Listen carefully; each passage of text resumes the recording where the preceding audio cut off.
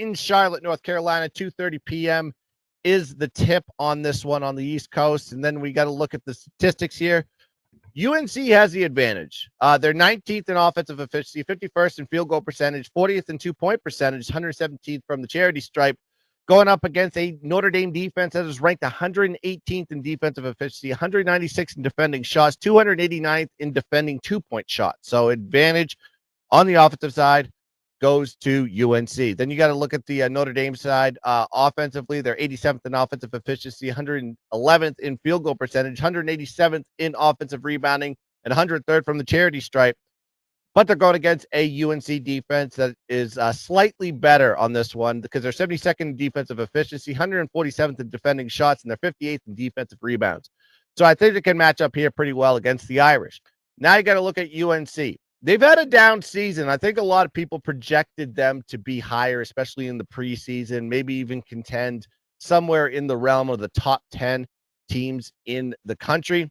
Didn't work out that way. Season below expectations. However, this team has started to ramp up late in season. They've won 6 out of the last 7 games. They're 6-1 ATS in that span, and their only non-cover was against their rival in Duke Blue Devils. And they had Duke again on the ropes in the second half. They just couldn't finish the job. That's going to stick in their craw going into this game because the competition prior to that, they've actually played very well. So I think this team is starting to heat up at the right time. Then you got to look at Notre Dame. They've won 3 straight games, but look at who they beat. 2 of those games were at home. They were against West Coast teams in Cal and Stanford. Last time I checked, these teams are not very good. And, of course, they won against Pitt on the neutral floor today. But you saw what happened in that game. There was a controversial call there at the end, right at the buzzer. They called a foul and left 0.5 seconds on the clock. Notre Dame only had to make 1 free throw to get the W, and they did that. So little controversy there in that win.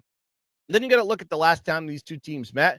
Very close game. UNC did pull out the victory in that one on the road, but they were 3.5-point favorites in that one, so they didn't even cover the spread. Now you're seeing the lineup here on a neutral floor at 8.5.